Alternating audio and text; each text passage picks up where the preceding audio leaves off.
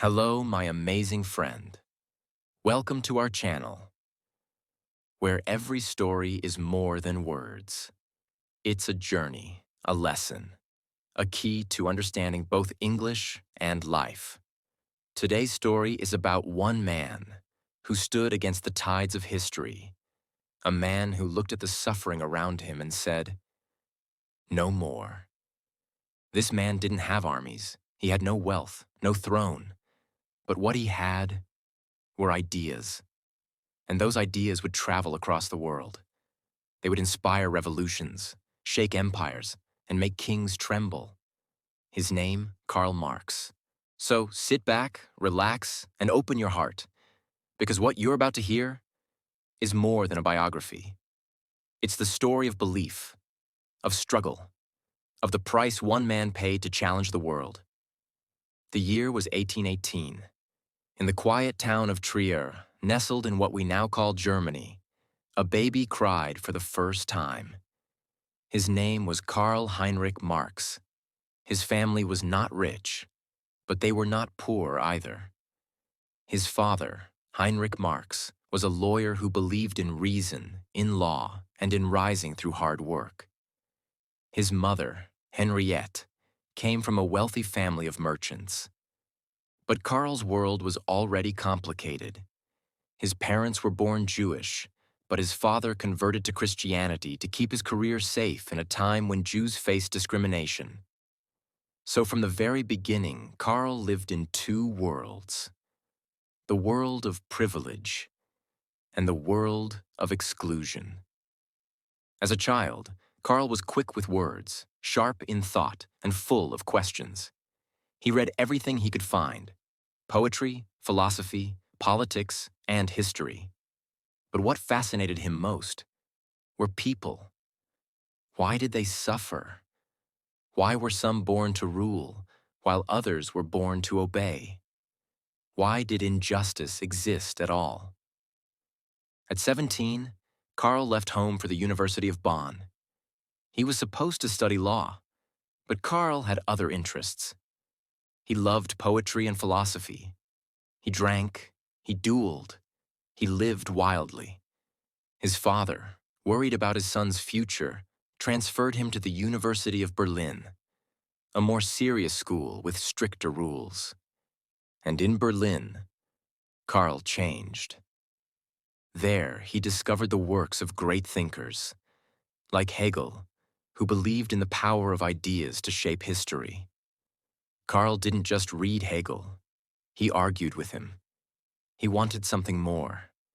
He wanted answers not just about how the world worked, but how it could be changed.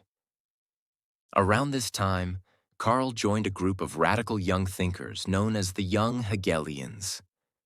They believed in tearing down old systems, questioning religion, and freeing society from oppression.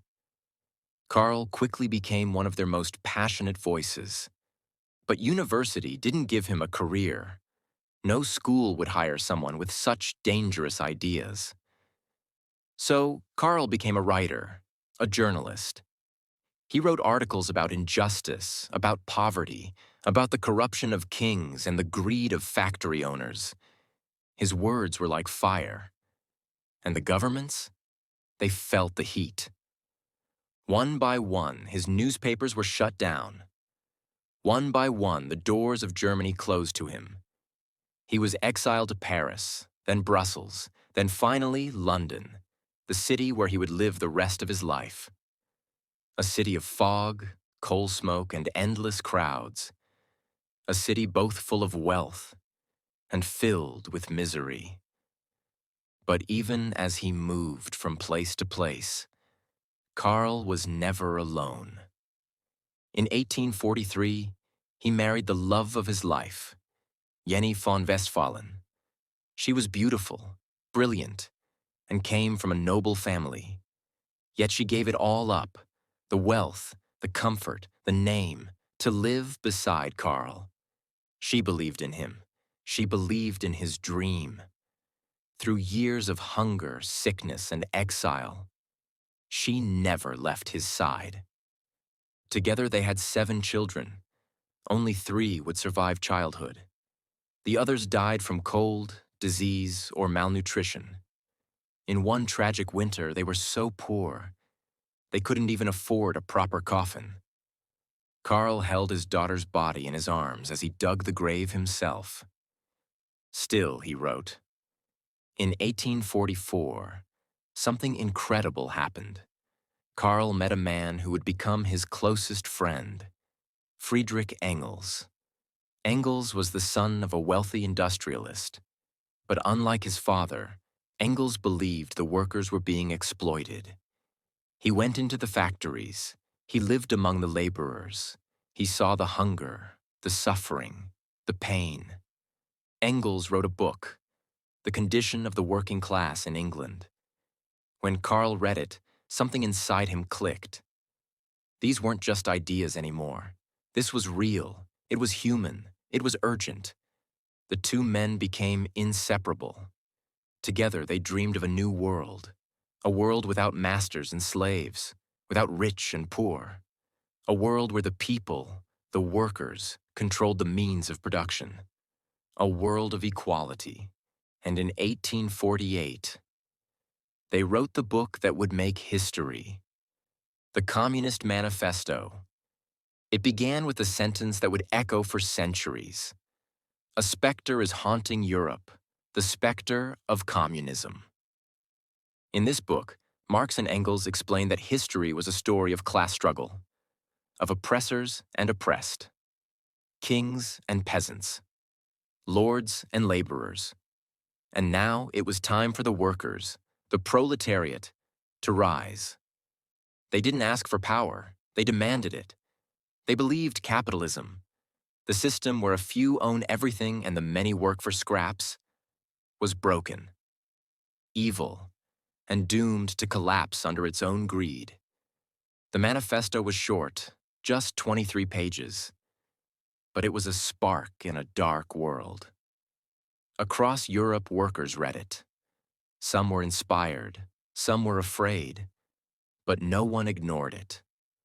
Revolutions broke out across the continent. Governments fell. For a moment, it looked like the world might change. But then, it didn't. The uprisings were crushed. The kings came back. The factories stayed. And Marx? He was exiled once more. He moved to London and stayed there for the rest of his life. His home was tiny, cold, and crowded. There was often no food, no heat. His children wore clothes full of holes. Marx had no steady job, no salary. He relied on small donations from friends, especially Engels, to survive. But in that little house, surrounded by books and papers, Karl Marx wrote his masterpiece, Das Kapital. It was more than a book. It was a weapon. In it, Marx studied how capitalism worked. He explained how owners made profit by paying workers less than the value they created. He showed how competition forced businesses to cut wages, how the system itself led to cycles of boom and crash, of growth and crisis, how capitalism, left unchecked, would eat itself alive. He didn't just want to describe the system. He wanted to prove it had to end. But writing Das Kapital wasn't easy. It took him over 20 years. He spent days in the British Museum, reading economics, studying history, and writing until his fingers cramped. He argued with editors. He rewrote entire chapters. He searched for the perfect words. Because he knew this book mattered. When it was finally published, few people noticed. Most copies sat on shelves, unread. Critics laughed. But Karl didn't care. He wasn't writing for his time. He was writing for the future. By now, Marx was growing older. His beard was long. His health was failing. His daughters were grown, and his beloved Jenny had fallen sick. She died in 1881. 2 years later, Karl followed her, passing away quietly in London in a city that barely knew his name. only 11 people came to his funeral. 11. But among them stood Friedrich Engels, the man who had stood beside Karl for 40 years. He gave a eulogy saying, "His name will endure through the ages, and so also will his work." And he was right, because even in death, Karl Marx would not be forgotten. In the years after his death, Marx's ideas began to spread. Quietly at first, then loudly. In Russia, a man named Vladimir Lenin read Marx's work and believed. In 1917, the Russian Revolution began. The Tsar was overthrown. A communist state was born. They called it Marxism. Then, in China, Cuba, Vietnam, revolutions rose. Some fought for freedom. Others created dictatorships. In Marx's name, empires were built and destroyed. Wars were fought. Millions died. Some called him a prophet. Others called him a monster. But whatever people believed, they could no longer ignore him. Marx's ideas about power, about class, about justice had changed the course of history. And yet, Karl Marx himself never saw it. He died poor, hated by the powerful, forgotten by the world. But that, my friend, is often the fate of visionaries. So what can we learn from Karl Marx? He was not perfect. He was stubborn, angry, sometimes unkind. His ideas, used wrongly, caused terrible harm. But at the heart of it all was a man who cared, a man who looked at the world and saw the pain of others and could not stay silent, a man who believed that no child should starve, no worker should suffer, and no human should be treated like a machine. He believed that people mattered more than profits, that dignity was more important than gold, that the world could be fair. And for that belief, he gave everything. So now, my friend, I ask you, what do you believe in? Do you accept the world as it is? Or do you dream of what it could be? Because Karl Marx once said, "The philosophers have only interpreted the world. The point, however, is to change it." Thank you for listening to this story. If it helped your English or opened your mind, please like, share, and subscribe. We have more stories coming. Stories that teach, inspire, and make you feel. Until then, stay curious, stay kind, and never stop learning.